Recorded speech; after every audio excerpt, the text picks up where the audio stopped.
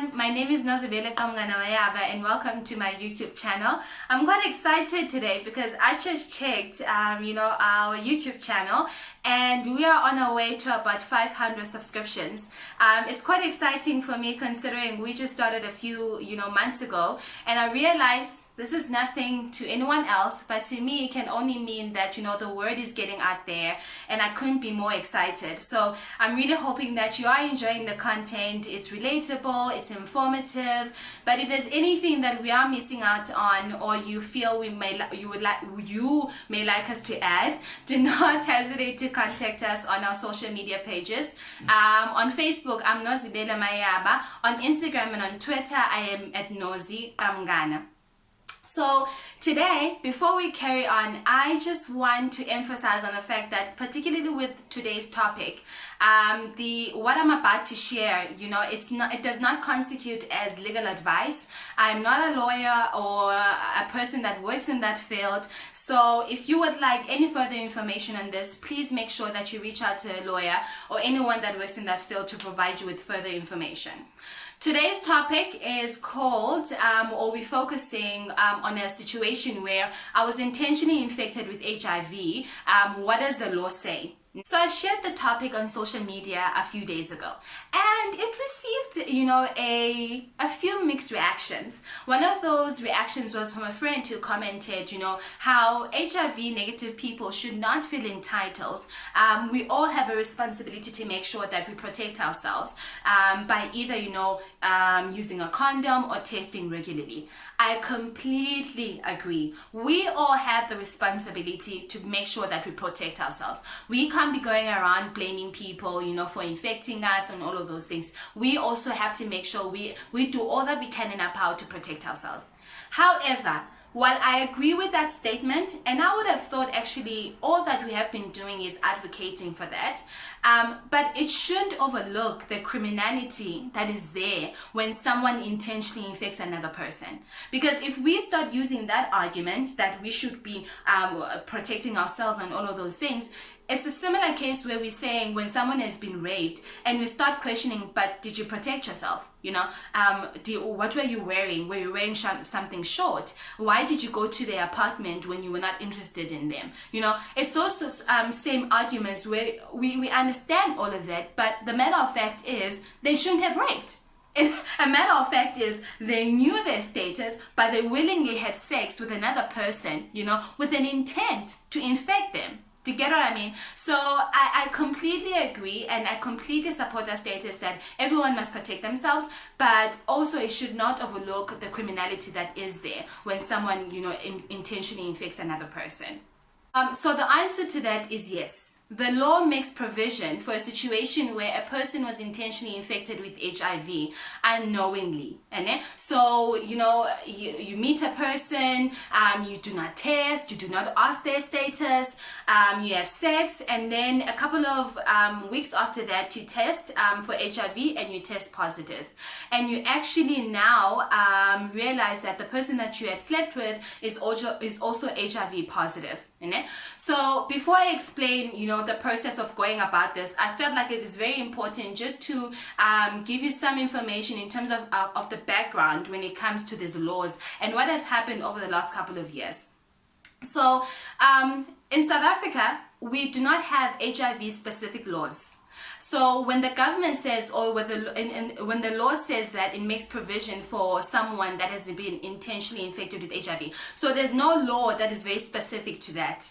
Back in 1998, 1999, activists around the country actually started advocating that the government should actually have specific laws, that protect people that have been intentionally infected with HIV. And the South African Law Reform Commission actually looked into this case. But upon, deliberating, they felt like it will not be principle, that this was their words, it will not be principle for the government to enact new legislation. They felt that the current laws that we have were sufficient enough to convict someone of either not disclosing their status, of infecting someone, or exposing someone to HIV. So the laws that we were referring to was basically rape, murder, assault with intent to do grievous bodily harm, and indecent assault. For a successful conviction, you have to prove 3 things. The first thing that you need to prove was that the person, in this case, the person that infected you, knew their status at the time of the sexual encounter. So when I was going through my period of not wanting to take responsibility for my action and for the fact that, I never protected myself, I thought, and I wanted to seek the legal route, I thought to myself, okay, when they're saying that, I could probably convince the court to, make sure that my then boyfriend, submits his medical, records to find out whether September 2012, when we first had sex, if he knew his status. And if he did, then point number 1 is a given. He knew his status on, at the time of the sexual encounter. And then the second thing that you need to prove is a matter of you did not know the status of the other person.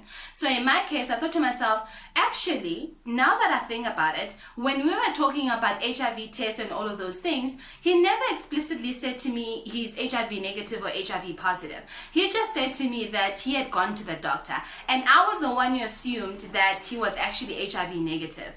So I can prove that I did not know his status and he did not tell me his status. And then the third thing that you need to prove is that you did not consent to have unprotected sex. You did not agree to have unprotected sex. So in my case, I was like, oh, okay, there goes my case. Because actually, Missy, because of her excitement and all of those things and being in love and being on cloud 9, she did consent to having unprotected sex with her then boyfriend. So my case in this situation, that would have been thrown out of court immediately. So with that have been said, giving you the background of the laws and what does the government or the law system recognizes and what you need to prove in order for a successful conviction, I'm going to move into, okay, now that the situation has happened and my situation is quite different from another person, how many convictions have there been over the years? In South Africa, there's only been 1 conviction. And I realized that someone else may start investigating and I may be wrong, but as I said, I've been following most of these cases for quite some time, and I only found 1 case that has been successful in South Africa for convicting someone of murder for intentionally infecting another person with HIV. And this case was dated back in 2013. So in my blog, www.nozikamgana.com, I did include a link to this case in case you want to read more about it, understand some of the dynamics. But for the purpose of this video, I'm just going to summarize what has happened. So the name of the accused, so the person that is deemed that has intentionally infected another person, his name is Lavas Piri. He had known his state. He had been living with HIV for about 3 years. And he worked as a counselor at a local clinic. So this woman went to the clinic to test for HIV. Her test became HIV negative. They started developing a romantic relationship, and she claims that she did not know Mr. Piri's status at the time of the sexual encounter, and he did not tell her about his HIV status. And number 3, he or she also did not consent into having unprotected sex with him. In fact, she claims that on both occasions that they had sex, she had insisted on him wearing a condom, but he declined. So according to the law, okay, that case should be now considered. But now let's just break it down a bit. How do you prove a conversation that happened between 2 people? Do you get what I mean? So you're at the comfort of your home and you're talking romantically with your husband. If there's nothing written down, how do you prove that the woman is the one who's telling the truth over the guy? Do you get what I mean? So now it's actually the lawyers of Mr. Piri were arguing that no, it's her word against his. So because he claimed actually that at first that no, he did disclose his status and she willingly had sex with him, knowing that he was HIV positive. The only reason that there was a successful conviction in that case was because Mr. Piri kept on changing his story to a matter of fact where now the judge did not, he was losing his credibility. And the judge was like, okay, I've heard both of you guys, but it appears that now because you changed changing your story, we don't know which one to believe. And for that reason, the woman has been consistent with her story. That's why we believe her. And he was sentenced to about 6 to 8 years in prison for murder, for intentionally infecting someone with HIV intentionally. And then there was another case that I actually followed also in about 2017. So this woman claims he met this businessman, they fell in love, and then he kind of disappeared with all her money and all her possessions. And upon investigation, she tested also HIV positive after this encounter. And upon investigation, she actually found out that the wife had also been infected. Went to court to seek, legal conviction, but that case unfortunately was thrown out of court, because once again her word against his word.